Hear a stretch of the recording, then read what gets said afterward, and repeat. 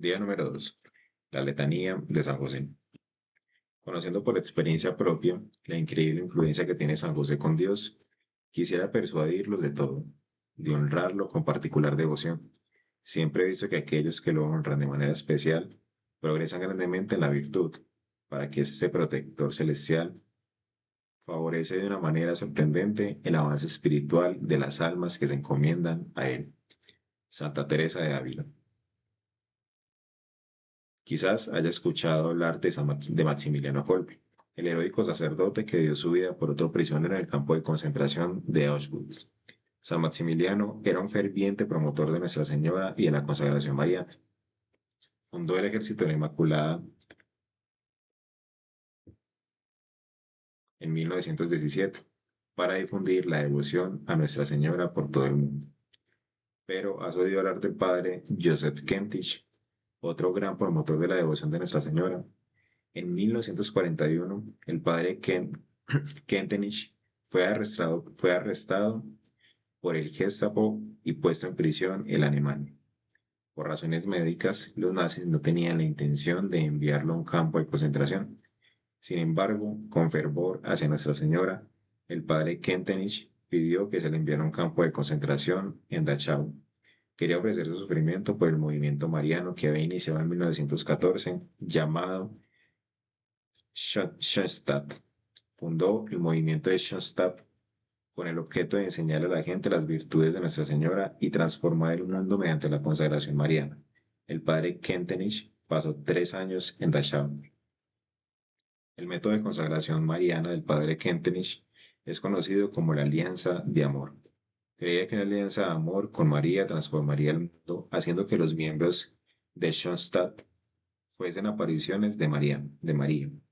No apariciones literales, por supuesto, sino que, imitando las virtudes de María, los miembros de Schoenstatt se convertirían en reflejo de María. Apariciones en Nuestra Señora en el mundo. La Iglesia y el mundo necesitan esas apariciones. La Iglesia y el mundo también necesitan apariciones de San José, hombres y mujeres que irradian las virtudes de San José, especialmente su amor fiel de esposo y de padre, en un mundo plagado con ideología de género y confusión sobre el matrimonio y la familia. Las reflexiones sobre María y San José son muy necesarias. La consagración a San José, la imitación de sus virtudes, harán que eso sea posible. La letanía de San José te prepara para una consagración total a tu Padre espiritual y te enseñará cómo imitar sus virtudes. La letanía se remontará al menos al siglo XVI, y ha sido rezada por incontables santos. La versión que vas a rezar fue aprobada con indulgencia por el Santo Papa Pío X en 1909. A través de la, a través de la letanía de San José aprenderás las virtudes y maravillas de tu Padre espiritual, para que puedas convertirte en una aparición de San José en el mundo. Me refugio en tus brazos, San José, para que tú me guíes por la senda de la virtud. Santa Clemente María, Santa Clemente María. San José es modelo para amar a Jesús, a María y a las almas. Los modelos están para ser emulados, imitando las virtudes de San José. Podrás asemejarte a tu modelo y causar un gran impacto en el mundo. Las virtudes de San José se convertirán en tus virtudes para que puedas llegar a ser otro San José. Sus eminentes virtudes constituyen su mérito y se convierten de ese modo en nuestro modelo. Beato Guillermo José Chaminade. San José es nuestra guía y modelo, porque nuestra vocación es como la suya. Debemos vivir su vida, practicar sus virtudes y asimilar su espíritu. San Pedro Julián Eymar. Amemos a Jesús por sobre todas las cosas. Amemos a María como nuestra madre. Pero también, ¿cómo podríamos no amar a José, que estuvo tan íntimamente unido a Jesús y a María? ¿Y cómo podríamos honrarlo de mejor manera que imitando sus virtudes? Ahora bien, ¿qué más hizo durante toda su vida sino contemplar, estudiar y adorar a Jesús, incluso en medio de sus labores cotidianas? Vean pues a nuestro modelo. Santa Magdalena Sofía Barat. Muy bien, mis hermanos. Como vimos en esta reflexión del día número 2, básicamente toda esa consagración, ese proceso de consagración que vamos a vivir durante estos 33 días exactamente, va a ser una profundización y una meditación completa sobre las letanías de San José. Este nombre letanías me hace mucha alusión a cuando era más pequeño, porque siempre que escuchaba letanías, yo como que sufría mucho, me ponía muy triste, muy aburrido, porque literalmente me exigían que debía hacer el rosario, ¿sí? Y cuando hablaban de letanías me parecía un nombre muy, muy básico, como muy formal, como muy de señora, como muy de viejita, y, y pues obviamente por mi desconocimiento y por mi niñez, y seguramente le pasará a muchos, no entendemos la profundidad que hay en estas letanías, ¿cierto? Y si vamos y vemos las letanías del Santo Rosario y las letanías de San José, vemos que se hablan de las virtudes que tanto nuestra Madre María como San José adquieren. Y son las virtudes más grandes de cualquier persona en este mundo. Y como lo decía anteriormente, donde ellos en su humanidad alcanzaron esa santidad especial que estaban anhelando para sus vidas y que el Señor tenía como propósito hacer cumplir en sus vidas. Y todo para servir en ese ministerio tan importante de la salvación, pero más importante para que San José, por un lado, no solamente en esa Santísima Virgen María, que ella obviamente tiene un lugar más especial porque es la madre del Señor y fue quien, la persona designada para hacer ese puente cerca de la alianza entre Dios y el hombre, porque por ese medio fue que Jesucristo pudo venir aquí al mundo, por ese sí, nosotros fuimos salvados. Y tenemos por otro lado a San José, quien es el modelo de vida cristiana perfecto que nosotros como hombres y mujeres necesitamos para poder construir un verdadero proyecto de santidad. Seguir a San José, mis hermanos, no es simplemente aprender de aquel hombre que fue el Padre de Jesucristo.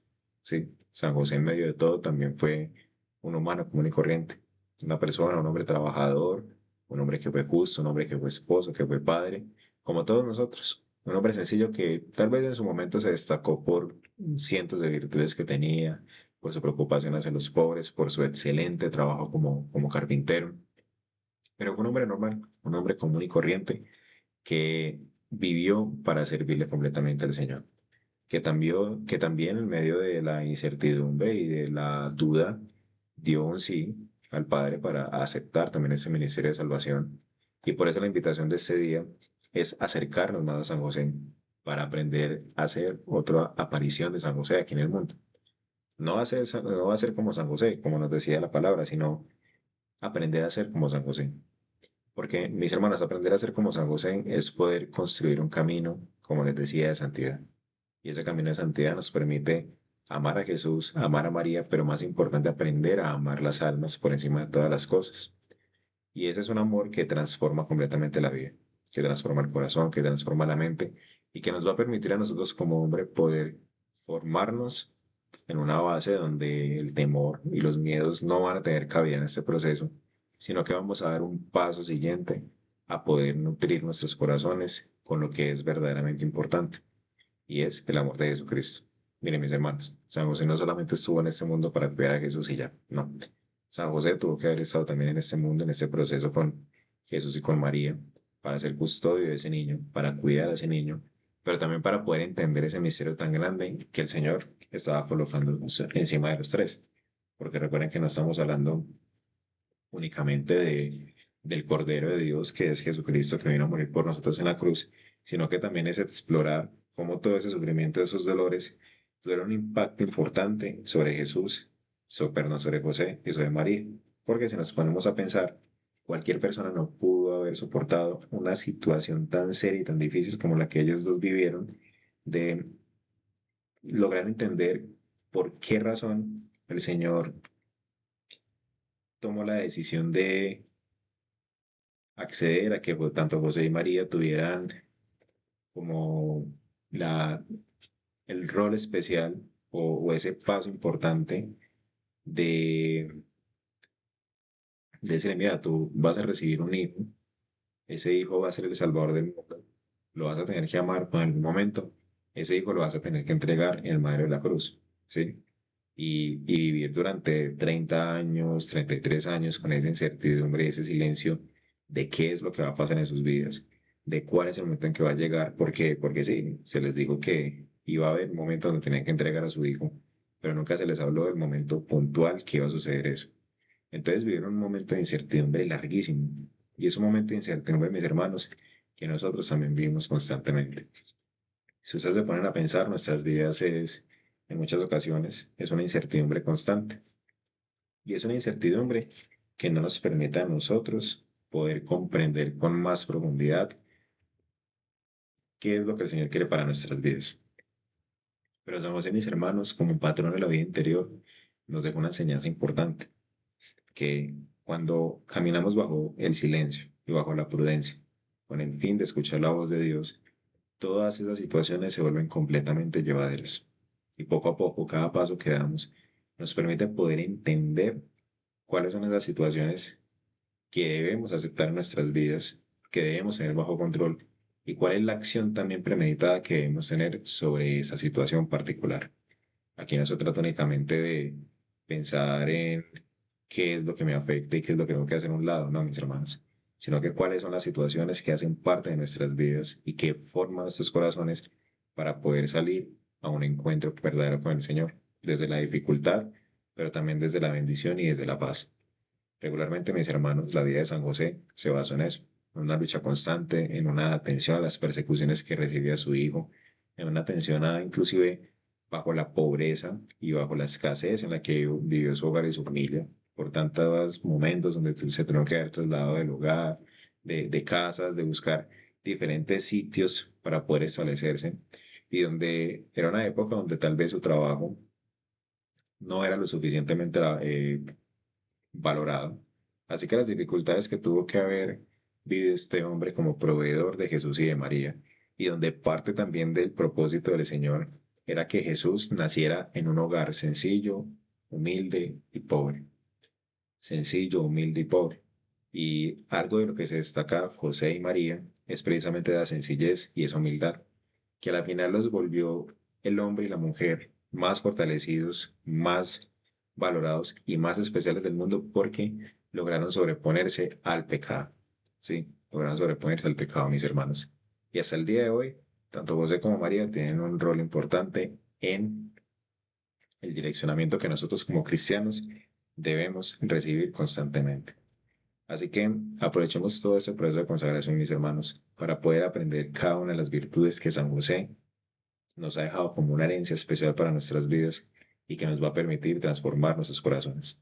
Miren, una de las cosas que yo aprendí durante todo este proceso, durante estos ya 2 años de consagración, es que la humildad